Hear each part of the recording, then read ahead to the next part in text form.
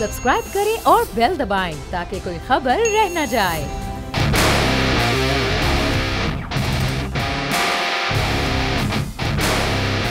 अस्सलाम वालेकुम, मैं हूं बाब जहांगीर। आप देख रहे हैं बोल न्यूज़ पर बजट की खुसूसी ट्रांसमिशन। कुछ ही देर में जो इस वक्त हम ये देखेंगे कि बजट तो कल आएगा, लेकिन आज एक बड़ी अहम प्रेस कॉन्फ्रेंस कुछ देर बाद होनी है और उसमें जो पिछले साल के जो भी माशी अहदाफ हैं वो किस हद तक हासिल किए गए हैं एक रिपोर्ट की सूरत में वो सामने आएगा। अब क्या क्या इक़दाम उसमें उठाए जाएंगे हमें ये देखना होगा, क्योंकि जो टैक्स रेवेन्यू का हदफ है जो वो रखा गया है उसको हासिल करने के लिए अब हम ये देख रहे हैं कि शायद GST बहुत सारी अशिया पर लगा दिया जाए, टैक्स छूट को ख़त्म कर दिया जाए। कुछ ऐसे सेक्टर्स हैं जिनको टैक्स नेट में लाने की बातें कई हुकूमतें करती रही हैं, अभी तक वो टैक्स नेट में नहीं आ सके हैं। ये जो 18,000 अरब का बजट है इसमें से इसके 50% से भी ज़ायद हम सिर्फ सूद और कर्ज़ों की अदायगी की मद में खर्च कर देंगे तो पीछे हमारे पास क्या बचेगा। कितना तारीखी इस बजट का खसारा है, हुकूमत पर इस वक्त कितना दबाव है, कितने चैलेंजेस हैं इस बजट को लेकर, क्योंकि इस बजट के जो फिगर्स आ रहे हैं 2100 अरब रुपए डिफेंस की मद में, दिफा की मद में मुख्तस किए गए हैं। इसके अलावा जो आदाफ हैं वो बड़े मुश्किल हैं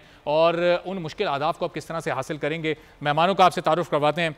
मोहम्मद लुकमान साहब national clearing company Pakistan limited के हम इस वक्त CEO हमारे साथ मौजूद हैं। हमारे माशियात भी हैं। नज़ीर लगारी साहब सीनियर तज्ज़ियाकार हैं हमारे साथ मौजूद हैं। अशफाक तोला साहब टैक्स एक्सपर्ट हैं, माहिर माशियात हैं, हमें ज्वाइन कर चुके हैं। अशफाक साहब बहुत शुक्रिया प्रोग्राम के लिए, आपने वक्त निकाला।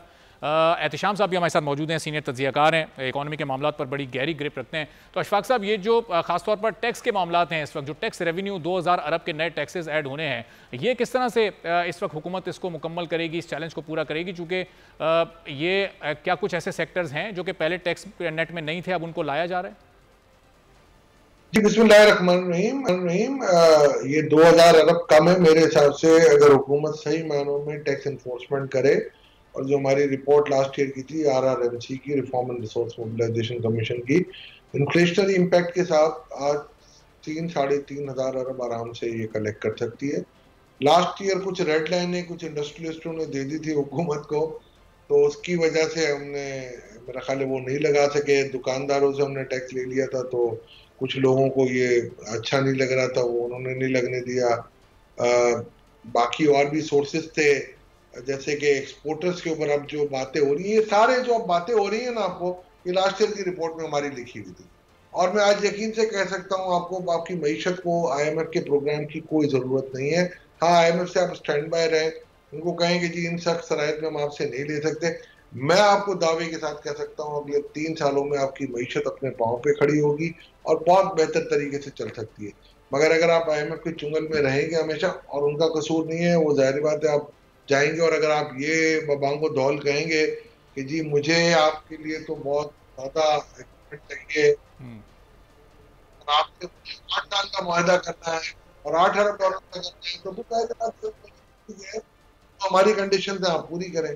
तो ये मैं आपको इसलिए कहना चाह रहा हूँ कि ये प्रॉब्लम आपके कोई ऐसा प्रॉब्लम नहीं है। 2000 नहीं, मैं 3,500 अरब में आपको गारंटी के साथ कह सकता हूँ।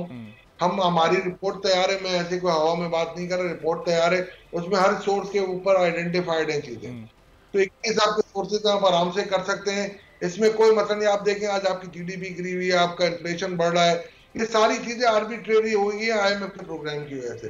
अगर आप IMF के चुंगल से निकल जाए तो मेरे ख्याल से कोई ऐसा मसला नहीं है। और अगर IMF के प्रोग्राम में रहे, आपने देख लिया होगा आपकी कल स्टेट बैंक की जो मॉनेटरी पॉलिसी का स्टेटमेंट है वो भी कह रहा है कि अगर आपने IMF के प्रोग्राम में रहते हुए अगर आप नेक्स्ट ईयर आएंगे तो इन्फ्लेशन आपका बढ़ेगा, और अगर इन्फ्लेशन बढ़ेगा अवाम का आप सबर, मेरा ख्याल है जो है ना वो खत्म हो चुका है। लेकिन अशफाक साहब ये जो आप कह रहे हैं कि 3-3.5 अरब इजाफी ये टैक्स जमा हो सकता है, ये जिस रिवायती तरीके से हर साल टैक्स जमा किया जाता है उसी तरीके से, यानी सैलरीड पर्सन पर वो टैक्स के रेट को बढ़ा दिया जाए, जो लोग पहले से टैक्स पेयर्स हैं उनको बढ़ा दिया जाए?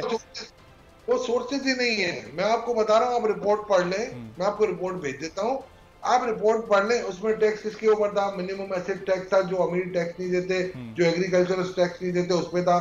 हमने कैपिटल गेन टैक्स लगाया था ऑन रियल एस्टेट, हमने जो प्रॉपर्टी की मद में दूसरे टैक्सेस थे उसको रैशनलाइज किया था, हमने दुकानदारों पे 250 अरब का टैक्स कहा था, हमने एक्सपोर्टर्स पे 750 अरब का, 500 अरब से लेके 750 अरब तक का कहा था। हमने जो डिसऑर्गेनाइज तरीके से काम करते AOP में बड़े बड़े प्रोजेक्ट कर लेते उन पे टैक्स लगाने का कहा था। हमने उनपे कहा था जो मुल्क छोड़ छोड़ के भाग रहे हैं, असासे सारे यहाँ से बनाए और अब लेके चले जाते हैं, हमने उन पे कहा था इस किस्म के टैक्सेस हैं, कोई सैलरी काम तो कहते हैं उनको ब्रीथ दें। तो अशफाक साहब इम्प्लीमेंटेशन कहाँ है इस पर? ये हुकूमत क्या इसकी इतनी इंटेंशन या विल आपको नजर आ रही है कि ये इस एक रोज में भी दरमियान का एक दिन चंद घंटे ही बाकी रह गए, ये इन सारी चीजों पर अमल दरामद होगा? इस पे नहीं हो सकता, ये नहीं कर सकते, क्योंकि देखिए मैंने आपको बताया लास्ट टाइम तो मैं खुद बैठा हुआ था, पार्ट ऑफ द गवर्नमेंट था, हम नहीं करा सके क्योंकि एक इंडस्ट्रियलिस्ट ने कह दिया कि जी अगर आपने डिस्ट्रीब्यूटेबल रिजर्व के ऊपर आपने टैक्स लगाया, टैक्स तो नहीं लगा रहे थे, एडवांस टैक्स ले रहे थे, उन्होंने कहा मेरी रेड लाइन है, मैं कंट्री छोड़ दूंगा। एक बहुत बड़ी तंजीम है जो कि अपने आप के अलावा सबको चोर कहती है, उन्होंने मिनिमम टैक्स ऑन एक्सपोर्ट पे उन्होंने अपनी लॉबिंग शुरू कर दी। एक पॉलिटिकल पार्टी ने मिनिमम एसेट टैक्स पे लॉबिंग शुरू कर दी। तो इन सब चीजें इन चुंगल से निकल, अगर आवाम को आपको रिलीफ देनी है इन चीजों से, तो अशफाक साहब ये एक इंडस्ट्रियलिस्ट का प्रेशर जाहिर है हुकूमत ने ले लिया, एक आम आदमी जो कि सैलरीड पर्सन होता है वो उसके ऊपर जब टैक्स लगाया जाता है, 8-9 लाख बंदा बाहर चला गया, उसका तो प्रेशर नहीं लिया हुकूमत ने? नहीं, 8-9 लाख इस तरीके से नहीं गए जो आप समझते हैं ना। देखिए मैं भी पहले जब चार्टर्ड अकाउंटेंट बनते थे ना, तो हमारे पास 20 लोग होते थे तो 12-13 निकल जाते थे, आज भी वही रेशियो है। देखिए बात ये प्रेशर की बात इस तरीके से इसलिए नहीं, उनकी एक आवाज है, उनकी लॉबी है, उनकी इंडस्ट्री नजर आ रही है, उनका टैक्स आता हुआ नजर आ रहा है तो लोग डरते हैं। उनकी एक ट्रेड बॉडी होती है जो करोड़ों अरबों रुपए खर्च करके अपनी लॉबिंग करती है amongst the bureaucracy, amongst the government, amongst the parliamentarian, और ये विच इज नॉट इलीगल, मैं आपको ये नहीं कह रहा, मगर उनकी एक आवाज सुनी जाती है। और मैं आपको आज भी कह रहा हूँ और ये मैं कह चुका हूँ कि इस मुल्क में कोई इनकलाब या कोई एजेंडा सियासी तौर पे चेंज नहीं होगा, इजारत कोई नहीं चेंज करेगा। अच्छा, अब अगर कोई चेंज आई या इनकलाब आया, IMF के एग्रीमेंट के बाद जो महंगाई होगी आप देख लीजिएगा, आवाम का पैमाना, सब्र का पैमाना लबरेज हो चुका है, और अगर वो निकलेंगे बाकायदा, मैं यकीन से कह सकता हूँ इनकलाब आएगा। अल्लाह करे मैं गलत हूँ, और मेरा यकीन है इनकलाब आएगा और उसका बेनिफिट कोई सही। नहीं तो उठाएगा। साहब आप तो IMF के प्रोग्राम के बाद की बात कर रहे हैं, यहाँ तो कल के बाद जब GST वगैरह आयद हो जाएगा तो उसके बाद महंगाई की क्या सूरत हाल होगी, मैं आपकी तरफ वापस भी आऊँगा, जरा अगर आप साथ ही रहें। लुकमान साहब ये जो भी अशफाक साहब बात कर रहे हैं कि ये मेरी एक और कमिटमेंट है। अच्छा, तो अगर चलें कुछ देर बाद आप वापस आ जाइएगा, कुछ देर बाद आप वापस आ जाइएगा। तो अब लुकमान साहब ये मुझे मेरे कंटिन्यूअस कमिटमेंट। अच्छा, चलें सर, बहुत बहुत शुक्रिया अशफाक साहब आपका हमारे साथ। अब ये लुकमान साहब, ये ज़राअत और रियल एस्टेट सेक्टर से हमें टैक्स लेना नहीं है, रिटेलर से हम टैक्स लेने में नाकाम हो चुके हैं, तो ये जो 13,000 अरब का हम टारगेट रख रहे हैं, 2,000 अरब के इजाफी टैक्सेस का हम टारगेट रख रहे हैं, ये काबिल अमल है? ये रिवायती तरीके से जिस तरह ये सैलरीड पर्सन्स पर या जो पहले से टैक्स पेयर्स हैं उन्हीं पर मजीद टैक्सेस आयद किए जाएंगे? अब मेरा ख्याल है अशफाक ने जिस तरह से कहा वो हमें उन लोगों से तो टैक्स हासिल नहीं कर सकते, और हमें अपनी जो ट्रेडिशनल अप्रोच है उसको चेंज करना होगा। और जिस तरह से हमने डिजिटलाइजेशन कैपिटल मार्केट में की थी, जिसमें हर चीज़ को ट्रांसपेरेंट तरीके से हमने उस तरीके से जिस तरह से हमने डिजिटलाइजेशन कैपिटल गेन टैक्स के लिए की थी, अगर वो डिजिटलाइजेशन हम दोबारा से अपने दूसरे सेक्टर्स में भी लेके जाएं, रियल एस्टेट सेक्टर में या एग्रीकल्चर सेक्टर में या दूसरे सेक्टर्स में, तो उसकी वजह से जो टैक्सेस जो हैं वो आपको काफ़ी आसानी से और उसमें काफ़ी इंक्रीज़ आ सकती है। हमारे यहाँ जो लीकेजेस हैं उनको कंट्रोल किया जाए, क्योंकि जो एग्जिस्टिंग टैक्स पेयर है वो तो टैक्स अब इस लेवल का दे चुका है कि अगर आपने उसको मज़ीद इंक्रीज़ किया तो उसमें कैपेसिटी नहीं है। आपने जैसे सैलरीड टैक्स पेयर्स का जिक्र किया, अगर सैलरीड को अगर आप मज़ीद टैक्सेशन को इंक्रीज़ करते हैं तो लोग वैसे ही मुल्क छोड़ने को तैयार हैं। अशफाक भाई ने जो बात की मैं उससे थोड़ा सा डिसएग्री करूँगा। पहले मेरी एक PwC के पार्टनर से बात हो रही थी, उनका ये व्यू था कि पहले 100 लोग अगर क्वालिफाई होते थे तो उसमें से 50 लोग छोड़ के चले जाते थे, 50 लोग हमारे पास होते थे। आज जो है 80 या 90 लोग उनमें से पाकिस्तान छोड़ के जा रहे हैं, और सिर्फ 10 या 12 अपने फैमिली रीजंस की वजह से जो है वो यहाँ पे रह रहे हैं।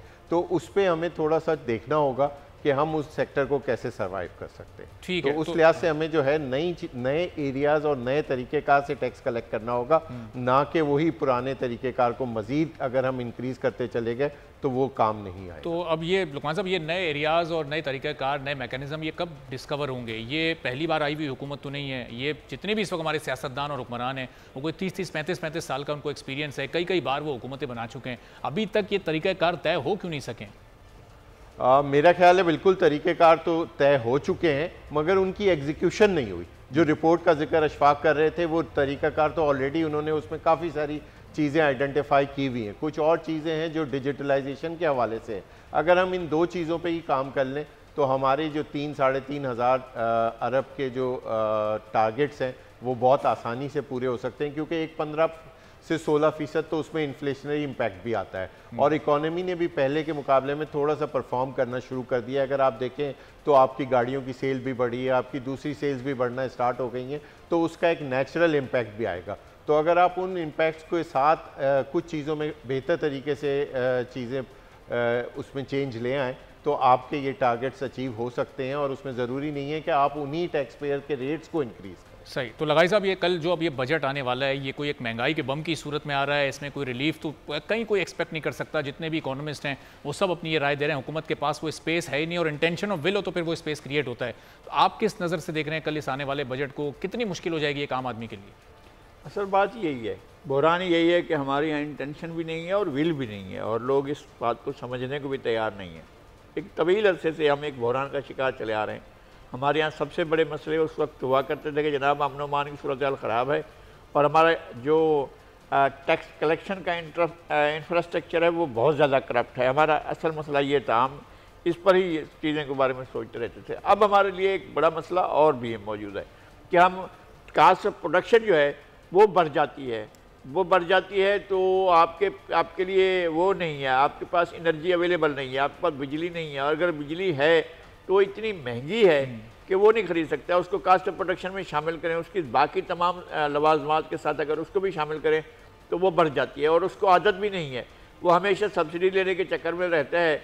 और उसका ये होता है कि जनाब मैं चीनी एक्सपोर्ट करूँ तो उससे ये कमा लूँ, मैं आटा एक्सपोर्ट करूँ तो इससे ये कमा लूँ, मैं फलां चीज़ एक्सपोर्ट कर लूँ उससे ये कमा लूँ। और यही हुआ, मशीनरी के साथ भी यही हुआ है। आपने बहुत ज़्यादा सहूलतें भी दी हैं और बहुत ज़्यादा अब तो नई नई चीज़ें खुलकर सामने आ रही हैं कि जनाब गाड़ियों की असम्बलिंग हो रही है, तो मालूम ये हुआ है कि असम्बली प्लांट तो आप लेकर आ रहे हैं कि जनाब ये जापान से हम मंगा कर ये चीज़ें कर रहे हैं और इसको हम असम्बल कर रहे हैं, लेकिन मालूम होता है कि उसके अंदर बेशुमार चीज़ें ऐसी होती हैं जो आप शामिल कर लेते हैं। उसी असम्बलिंग में मालूम हुआ कि ये तो कोरिया की लेकर शामिल कर दी, ये चीज़ जो है आपने चाइना वाली शामिल कर दी, ये चीज़ उसमें शामिल कर दी, वो इसका भी नहीं देख रहे हैं। तो उसकी कास्ट अपनी घटाने की शक के लिए वो इस तरह का काम भी कर रहे हैं, लेकिन फिर भी उनकी कीमतें चीज़ों की बढ़ती चली जा रही हैं। तो ओवरऑल जो महंगाई है उसको हम कम होता नहीं देख रहे हैं। और आप इस पैकेज में जाएंगे, आपके पास कुछ शायद चारा नहीं है कि आप IMF में जाए बगैर आप ये बजट भी पेश नहीं कर पा रहे हैं, तो आगे उसके बगैर कैसे चलेंगे? अगर इसके साथ चलते हैं इसी तरह से तो फिर आपकी इकोनॉमी जो है कभी ना कभी तो ऐसा होगा कि आपको पता चलेगा कि जनाब आप वो कर चुके हैं, कोलैप्स कर चुके हैं, और इकोनॉमी आपकी कोलैप्स की तरफ बढ़ रही है। उसको बचाने के लिए आप IMF का सहारा लेंगे तो वो आप पर और बोझ डाल देगी। आपकी जो कंज्यूमर मार्केट है वो क्रैश हो जाएगी, वो नहीं ले सके लोग, आप उनकी क़ुव्वत खरीद नहीं होगी तो क्या लेंगे आपसे? कोई चीज़ भी नहीं होगी इसी। और दूसरा ये है कि लोग जो हैं बेजार आ चुके हैं, महंगाई से, बेरोजगारी से, इन तमाम मसाइल से लोग बेजार आ चुके हैं, और स्टेट जो है डिलीवर करने की पोजीशन में नहीं है। डिलीवर करने के लिए मुझे इंटेंशन लगती है, वो हर चीज़ जो जहाँ जहाँ अख्तियार के साथ बैठा है वहीं उसके हाथ में करप्शन मौजूद है। वो करप्शन के जरिए अपने आप को मुतमईन भी कर रहा है, घर भी भर रहा है, लेकिन उसका ना सोसाइटी का ख्याल है, ना स्टेट का ख्याल है, रियासत का ख्याल है कि उसका ये अंदाज़ा ही नहीं है कि रियासत को चलाया कैसे जाएगा। और ना खुद वो जो बैठा हुआ है, रियासत जिसके हाथ में है, जिसके कंट्रोल में है, जो रियासत को कंट्रोल करता है, वो भी आसरा ढूंढता रहता है कि कहाँ से मुझे बेईमानी का आसरा मिले और मैं उसमें से अपने लिए रास्ता निकालूं। सही। तो एहतिशाम साहब, ये पिछले एक हफ्ते से आप बहुत सारे मामलात हाईलाइट कर रहे थे इसी प्रोग्राम में, और ज़ाहिर है उस वक्त प्राइम मिनिस्टर अपने पूरे वक्त के हमरा चाइना में मौजूद थे। तो अब ये कल बजट आ रहा है, वक्त अब बिल्कुल ख़त्म हो चुका है, तो अब ये कल कोई ऐसा सेक्टर जो पहले टैक्स नेट में ना हो, हम उम्मीद करें कि कोई ऐसा सरप्राइज़ हो सकता है, हुकूमत हमें सरप्राइज़ दे सकती है उस सेक्टर को टैक्स नेट में लाकर, और थोड़ा सा बोझ जिन पर पहले बहुत ज़्यादा है टैक्सेस का, वो थोड़ा कम हो सकता है। हमने देखा है कि 70 वर्षों में 75 वर्षों में ये जो बजट आ रहा है इस लिहाज से बड़ा यूनिक बजट है कि इसमें हम देख रहे हैं आखिरी दम तक हुकूमत के पास क्लैरिटी से चीज़ों का पता ही नहीं चल रहा कि क्या होना है। APC होती है, एनुअल प्लान कोऑर्डिनेशन कमेटी की मीटिंग होती है, तो आप देख लें गिला करते नज़र आते हैं अपने SN इकबाल साहब के, मुझे एतमाद में नहीं लिया गया। उसके बाद खुर्शीद शाह साहब पीपल्स पार्टी के, वो कहते हैं हमें एतमाद में नहीं लिया गया। बुनियादी वजह है कि हुकूमत के पास फॉल बैक करने के लिए कुशन नहीं है। अभी देखें जिस तरीके से बजट को हमने देखा लेट किया, कल तक तो यही थी बात कि शायद ये 12 तारीख को भी नहीं आएगा, लेकिन अल्लाह का शुक्र है आज आप देख लें NEC कल हो गई, आज इकनॉमिक सर्वे जारी हो रहा है, तो कल बजट आएगा, परसों पंजाब का बजट आना है। तो अब सवाल तो सही है कि हुकूमत के पास इस वक्त क्या है आपको मुझे पब्लिक को देने के लिए। देखिए अगर थोड़ा सा मुख्तसर तौर पे इसको देखें तो अब जो लेटेस्ट फिगर आ गया वो ये आ गया कि जी पहले तो आ रहा था 18,000 अरब और अब आ रहा है 18,900 रुपये का, यानी तकरीबन क्लोज टू 19 ट्रिलियन का ये बजट बनने जा रहा है। और इसमें अब ये कहा जा रहा है कि जी जो तकरीबन 13,000 अरब वो रेवेन्यू रखा जा रहा है, यानी 13 ट्रिलियन के करीब इन्होंने हासिल करना है अपना FBR ने। अब जो कैच इसमें है जिसकी तरफ तोला साहब ने भी इशारा किया था, देखें अब ये पहले कहा जा रहा था कि जी ये जो टैक्सेस लगेंगे, पहले था फिगर आ रहा था कि जी 2,000 अरब का, अब वो कहा जा रहा है जी 2,500 यानी 2,500 अरब के नए टैक्सेस लगेंगे। अच्छा। और फिर इसके साथ साथ जो बताया जा रहा है हमें कि जी अब ये अभी तोला साहब बात कर रहे थे कि 3,500 के करीब जो है ना वो नया रेवेन्यू आ सकता है। इसमें अब लेटेस्ट फिगर जो आ गया वो आ गया 4,000 अरब। अभी आप देख लें, एक मैं स्टडी देख रहा था ये पाइट की Arbab Pakistan institute of development economics की, और दूसरा ये policy research institute of economy की।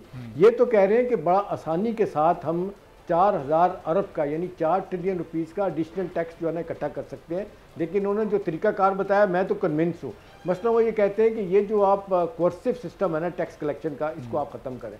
एक तो कहते हैं जी टैक्स लैब जो इसको कम कर दें और मैक्सिमम जो है ना वो GST आप कर दें अपना 10%, और साथ साथ वो कह रहे हैं कि जो इनकम जिस पे टैक्स लगना है उसको 8 लाख रुपए तक ले जाएं। अच्छा। और उसमें कहा गया कि जी ये अगर टैक्सों का लैब आप कम कर देंगे तो लोग टैक्स नेट में आना चाहेंगे और टैक्स आसानी के साथ बगैर किसी क्वेश्चन के ले भी सकते हैं। अब सवाल ये कि जो बाबू बैठे हुए हैं वहाँ पे आपके FBR में, उन्होंने जिस तरह चीज़ें तैयार करी और for that matter finance ministry में जो लोग बैठे हुए हैं, तो यही लग रहा है रेप्लिका करते हैं, चीज़ें पिछले साल की बनी होती हैं, इसमें फिगर ऐड करते हैं, उसके बाद अनाउंस कर देते हैं। कोई नई काविश नहीं होती कि भाई ये नया आपने हदफ हासिल करना है तो कैसे हासिल करना है, टैक्स का है, एक्सपोर्ट का है, इन्फ्लेशन का, बाकी चीज़ों का।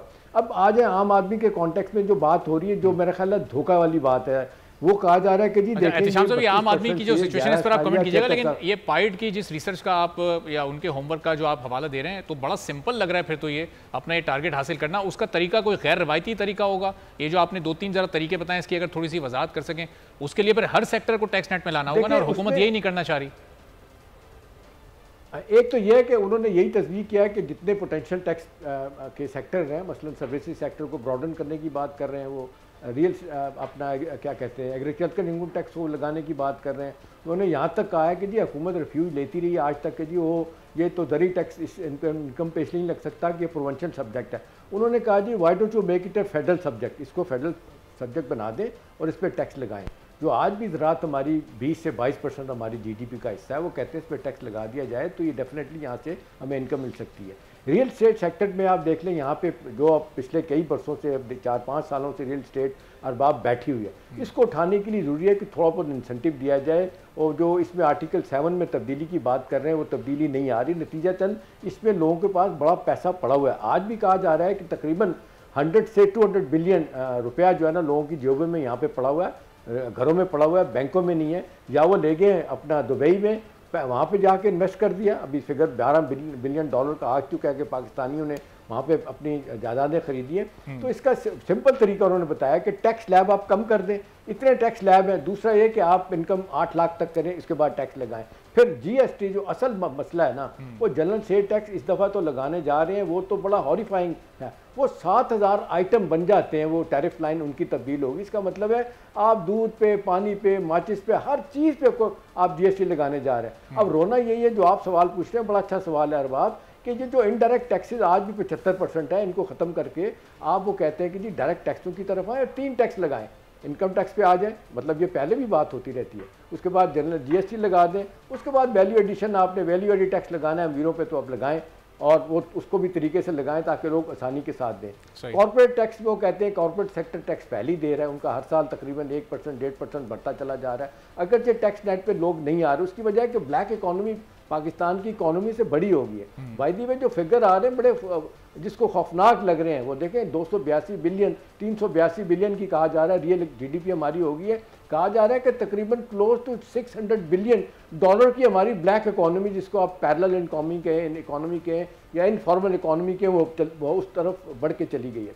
अब सवाल यह है कि मेथड ऑफ द मैडनेस क्या कहता है कि इन हालात में जबकि आपके पास क्वेश्चन नहीं है, आपकी की सारी शराइत IMF की है, लेटर ऑफ इंटेंट वो बना के देखे हैं, पॉलिसी फाइनेंशियल फ्रेमवर्क वो बना के दे रहे हैं, आपने सिर्फ साइन करने हैं, तो आप कुछ नहीं कर सकते। वो तो एक ही बात कर रहे हैं, अखराजात कम करें, यह बहुत अच्छी बात। एक वो बात है अरबाब जिस पे सब लोग कह रहे हैं कि हुकूमत के अखराजात पिछले अपना 4-5 सालों में ये 400 से 500% बढ़ चुके हैं, इनको कम कर दिया जाए। प्लस वो ये कहते हैं कि जी वो जो हमेशा एक बज़ वर्ड है ग्रोथ वर्सेस स्टेबलाइजेशन, वो कहते हैं जी ग्रोथ को भूल जाए, ये स्टेबलाइजेशन पहले आप अपने आप को स्टेबल करें। वो इसी तरह होगा कि अपने अखराजात कम करें, प्लस ये है कि आप ग्रोथ को भूल जाएं। कि बजट 18,900 अरब बढ़ाकर इसका वॉल्यूम कर दिया गया है। तो अभी कल आइंदा माली साल का जो बजट है 2024-25 ये पेश होने जा रहा है। वज़ीर ख़जाना कल ये बजट पेश करेंगे और इसका हजम बढ़ाकर 18,900 अरब रुपए कर दिया गया, बल्कि इससे भी ज़ायद का बजट होगा।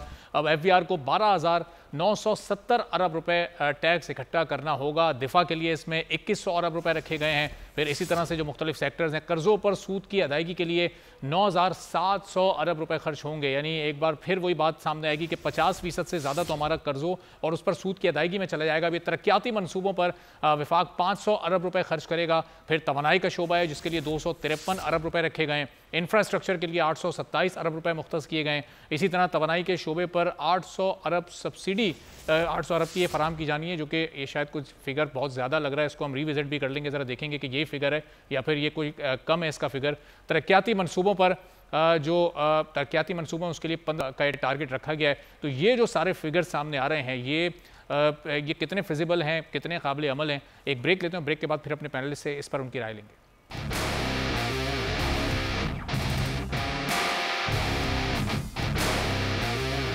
एक बार फिर प्रोग्राम में आपको खुशामदीद कहेंगे। कल वफाकी हुकूमत बजट अनाउंस करने जा रही है। 18,900 अरब रुपए से ज़ायद का ये बजट होगा, जो कि पाकिस्तान में शायद एक तारीखी खसारे का बजट कल ये पेश होने जा रहा है। चूँकि जो टैक्स रेवेन्यू का हदफ है वो 13,000 से भी कम का है, तो अब उसमें से भी जो तकरीबन 60% है वो निकल जाएगा कर्ज़ों की मद में, वो उन पर सूद की मद में। तो किस तरह से ये इस खसारे को मुकम्मल किया जाएगा, इन हालात में IMF का प्रोग्राम पाकिस्तान के लिए कितना ज़रूरी है, जो मुख्तलिफ इन्वेस्टमेंट्स की बातें रही है, मुख्तलिफ अभी बजट से पहले जो दौरे हुए, इनकी इस दौरों से पहले इन दौरों की इस बजट से पहले क्या अहमियत है, जो मुख्तलिफ सेक्टर्स के लिए जो बजट रखे गए हैं वो फिर किस तरह से पूरे किए जा सकेंगे, उनके अहदाफ। लुकमान साहब, नज़ीर लगारी साहब और एहतिशामुल हक साहब हमारे साथ मौजूद हैं। तो लुकमान साहब, ब्रेक से पहले भी हम बात कर रहे थे, जो टैक्स रेवेन्यू है असल मामला, वो जो इस वक्त उसमें ये हुकूमत फंसी हुई है, उसके लिए कोई मैकेनिज्म, GST एक ऐसा मामला है कि अगर वो बढ़ता है 1% भी उसमें इजाफा होता है, तो वो चाहे कोई 20, 25, 30 हज़ार रुपये कमाने वाला शख्स हो या वो करोड़ों कमाने वाला शख्स हो, वो उसको बिल्कुल बराबर से अदा कर रहा होता है, चूँकि कमोडिटीज़ तो सारे सभी खरीदते हैं। तो ये अभी तक हुकूमत कोई ऐसी राह नहीं निकाल सकी है कि रिलीफ आम आदमी को मिल सके, जो एक एलीट क्लास है चाहे उस पर थोड़ा सा बोझ बढ़ा दिया जाए। बिल्कुल, आई थिंक आपकी बात बिल्कुल सही है। आपने जैसे ग्रोसरी का जिक्र किया, या मैं उसी हवाले से पेट्रोलियम प्रोडक्ट्स का जिक्र करता हूँ कि जो पेट्रोल है, अगर आप उस पर पेट्रोलियम लेवी ले रहे हैं, तो चाहे वो बाइक वाला उसमें फ्यूल डलवा रहा है या वो V8 वाला डलवा रहा है, उस दोनों को बेनिफिट मिल रहा है। जबकि एक अच्छा टैक्सेशन का सिस्टम ये होता है कि आप जो है जिसकी कैपेसिटी है टैक्स देने की, उससे टैक्स वसूल करें, और जिसकी कैपेसिटी नहीं है उससे मिनिमम टैक्स लें। तो उसके लिए बेहतर जो होता है वो डायरेक्ट टैक्सेशन होता है, और गवर्नमेंट को ये कोशिश करनी चाहिए कि वो मैक्सिमम जो टैक्सेशन है वो डायरेक्ट टैक्सेशन के थ्रू करे। बट मैं इसमें थोड़ी सी एक बात को ऐड करना चाहूँगा, जो मुझसे पहले भी कुछ लोगों ने उस पर रोशनी डाली, और वो ये कि हमें सिर्फ जो है गवर्नमेंट को अपने रेवेन्यू पे फोकस जो वो कर सकती है वो तो कर ही रही है, लेकिन अपने एक्सपेंसेस को भी देखना चाहिए। और जो सबसे बड़े दो हेड हैं एक्सपेंसेस के गवर्नमेंट के, एक तो उसकी जो गवर्नेंस कॉस्ट है वो 400% हो चुकी है पिछले 3-4 सालों में, तो उसको देखना होगा। और उसमें जो SOEs पे जो उनका लॉसेज है, एक वो एरिया है, और दूसरा नॉर्मल जो गवर्नेंस है वो चीज़ है। तो बहुत सारी ऑर्गेनाइजेशन ऐसी हैं जो कि जिनके जो एक्सपेंसेस हैं वो उनकी ज़रूरत से बहुत ज़्यादा है, तो उसके ज़रिए 500-600 अरब रुपए की बचत हो सकती है। दूसरा जो एरिया है जो थोड़ा सा मुश्किल है, बिकॉज हमारा जो दो तरह का खसारा है, एक फिस्कल डेफिसिट है और दूसरा जो है वो करंट अकाउंट डेफिसिट है। करंट अकाउंट में चूंकि हमें बहुत सारे जो बैरूनी कर्जे हैं वो वापस भी करने हैं और उनका रोल ओवर भी है, और उस हवाले से IMF की जो है वो अपनी एक इम्पॉर्टेंस है, क्योंकि IMF जब आपको कर्जे देता है तो वो एक पूरा ड्यू डिलिजेंस करता है और उसकी वजह से बहुत सारे जो दूसरे डोनर्स हैं उनकी तरफ से भी आपको कर्जे मिल जाते हैं। तो ये एक बहुत इंपॉर्टेंट चीज़ है जिसकी वजह से हमें IMF को साथ लेके चलने की इस वक्त ज़रूरत है। तो इस हवाले से हमारा जो सबसे बड़ा इस वक्त प्रॉब्लम है वो डोमेस्टिकली भी कर्जे और सूद की अदायगी है। जैसे कि आपने फीसद वो है, अगर वहाँ पे 2 या 3% कमी आ जाए तो वो आपकी जो है वो कम से कम 1200-1400 बिलियन की कमी आ जाएगी। और वो एक ऐसी कमी है जिसकी वजह से आपका डेफिसिट जो लोकल डेफिसिट है, डोमेस्टिक फिस्कल डेफिसिट है, उसमें काफ़ी कमी आ सकती है। और लुकमान साहब, ये जो हुकूमती खर्चे आपने कम करने की बात की, इससे कोई 400-500 अरब की बचत हो सकती है आप कह रहे हैं, तो ये खर्चे किस नौयत के हैं और कैसे कम किए जाएँ? जो इजाफी कुछ समझते हैं वजारतें, इजाफी महकमे हैं, उनको ख़त्म कर दिया जाए, या फिर जो बैरून मुल्क दौरे होते हैं इसमें बड़े बड़े डेलीगेशन आते हैं, कुछ ऐसे उसमें वज़रा और मुशीर भी शामिल होते हैं जिनका शायद कोई डायरेक्ट लिंक भी नहीं होता उन दौरों से, तो वहाँ पर इस खर्चे को कम किया जा सकता है? ज़रा 2-3 अगर पॉइंट्स आप मजीद इस पर। मेरा ख्याल ये है कि जो इस वक्त हमारी सिचुएशन चल रही है, हमें हर तरह के खर्चों को कम करना चाहिए। जैसे दौरों के हवाले से आपने बात की, बिल्कुल दौरों को जो है मिनिमल लोगों के साथ जाना चाहिए और जो लोग बिजनेस कम्युनिटी जाए वो सब अपने खर्चों पे जाए। सिमिलरली जो हमारी जो स्टेट रन ऑर्गेनाइजेशन है या जो दूसरी गवर्नमेंट की मशीनरी है, वहाँ पे भी इस वक्त जो एम्प्लॉयज़ हैं वो उनकी तादाद 2, 3, 4 गुना से ज़्यादा है जितनी ज़रूरत है, तो उनको भी कम किया जा सकता है। और उसके अलावा भी जो दूसरे एरियाज़ हैं वहाँ पे भी काफ़ी गुंजाइश है खर्चों को कम करने की। तो हमें हर एरिया में उसको एड्रेस करना होगा, तब जाके 2 अरब के खर्चे कम हो सकेंगे। और उसके अलावा जो स्टेट ओन एंटरप्राइजेज हैं उनको अगर हम प्राइवेटाइज भी कर लें और जो हमें खुद से रन करनी है गवर्नमेंट को, उनके एक्सपेंसेस को देखा जाए। सही। तो लगाई साहब, ये जो 400-500 अरब की ये बचत तो सिर्फ हुकूमत अपने ओन पर अपने इक़दाम उठाकर ये कर सकती है, तो वो जो आवाम पर ये नया बोझ डालने जा रहे हैं 2500 अरब का या 3000 अरब का, कम से कम उसमें कुछ रिलीफ आवाम को मिल जाएगा। तो ये यहाँ पर क्यों हुकूमत लैग कर रही है? और ये नहीं, ये हर हुकूमत लैग करती है। हर हुकूमत का ये इशू होता है कि बड़े बड़े डेलीगेशन जा रहे होते हैं, बड़े खर्चे किए जा रहे होते हैं और ये कि गैर ज़रूरी होते हैं और उनका कोई ख़ास आपको कोई इसका फ़ायदा भी नहीं होता है। जितना एक भारी भरकम डेलीगेशन जाता है, मैंने तो नहीं देखा है कभी उन डेलीगेशंस के जाने से कोई फ़वायद हासिल हुए हों। बात यह है कि अब देखें 2.5 घंटे का फासला है लाहौर से इस्लामाबाद जाने का, और लाहौर डिवीज़न के अगर आप MNAs के टिकट ख़त्म कर दें, PIA के टिकट या जो जिस भी एयरलाइन के टिकट ख़त्म कर देंगे, उनको इजलास में जाना है, आप गुजरांवाला डिवीज़न के जो टिकट्स हैं उनको ख़त्म कर दें, आप रावलपिंडी डिवीज़न के जो टिकट्स हैं उनको ख़त्म कर दें, पेशावर डिवीज़न के ख़त्म कर दें, मुल्तान डिवीज़न के ख़त्म कर दें। और ये वो लोग जो बहुत दूर दराज इलाकों के MNAs हैं उनको आप दे रहे हैं, फैसिलिटी दे रहे हैं, लेकिन ये कि जो बिल्कुल करीब हैं उनको भी आप फैसिलिटी दे रहे हैं और कह रहे हैं जनाब आ जाइए, टिकट के ऊपर आपको टिकट फराहम कर रहे हैं, टिकट के पैसे ले लेंगे वो, और वो जो है वो हो जाएगा। इसके अलावा उन्हें पेट्रोल फराहम किया जाता है। किस बात के लिए पेट्रोल? तनख्वाह किस लिए लेते हैं? उनको पेट्रोल दिया जाता है और पेट्रोल लामहदूद है, एक गाड़ी नहीं इस्तेमाल में होती है। किसी भी शख्स के जो मिनिस्टर है, जो एडवाइज़र है, जो स्पेशल असिस्टेंट है, जो वो है कंसल्टेंट है, जो आपका किसी और शोबे में बैठा है, उसको आपने एक से ज़्यादा गाड़ियाँ दे रखी हैं, फिर उन गाड़ियों में लामहदूद पेट्रोल दे रखा है। ये खर्चे हैं आपके ऊपर एक बोझ के तौर पर रखे हुए हैं। उनको कहते हैं उनके ऑफिस में जो चाय के उनके अखराजात हैं उनको हिसाब लगाएंगे। तो साहब इस पर डिटेल से ब्रेक के बाद हम बात करेंगे। 30-40 सेकंड का वक्त ब्रेक से पहले का बचा, तो एहतिशाम साहब इस पर आप भी ज़रा कमेंट कर दीजिएगा। शहबाज शरीफ साहब तो चार्टर ऑफ इकोनॉमी की बात करते थे, सारी जमातों को लेकर मईशत को संभालने की बात करते थे, लेकिन यहाँ हर जमात इस वक्त हम देख रहे हैं कि तहफ़्फ़ुज़ात का इज़हार करिए कि उनको एतमाद में नहीं लिया गया। तो इस पर ब्रीफली आप कमेंट कर दें, ब्रेक के बाद इस पर डिटेल से बात करते हैं। देखिए, बुनियादी सवाल तो इस वक्त अरबाब सब क्वार्टर में यही समझा जा रहा है कि एपरनेटली तो उनकी बॉडी लैंग्वेज देख लें, उनका बोलना कहें, वो तो हमेशा ये कहते हैं, जो जिस बात तक सच्चाई की बात है माननी पड़ेगी, एक से ज़्यादा मरतबा वो कह चुके हैं, आए मिल के बैठ के बात करते हैं। लेकिन बड़ी पार्टी PTI तो आप देखें डे 1 से जो है ना वो बातें नहीं करना चाहती, वो तो कहती है उनसे बात करेंगे जो घर के मालिक हैं, चौकीदार से बात करेंगे, आपसे बात नहीं करनी। रह गया सवाल कि बाकी छोटी पार्टियां खासतौर पे अपने इत्तेहादियों से तो बात कर लेते बजट पर। पीपल्स पार्टी कह रही है कि हमें तो कुछ पता ही नहीं है, MQM को भी कुछ नहीं पता था, कल मुलाकात हो गई तो वो तो राम हो जाते हैं। एहतिशाम साहब, एक ब्रेक के बाद आपसे ही मैं शुरू, आप ये डिटेल से इस पर जवाब दीजिएगा। एक छोटा सा ब्रेक लेते हैं, ब्रेक के बाद वापस आते हैं।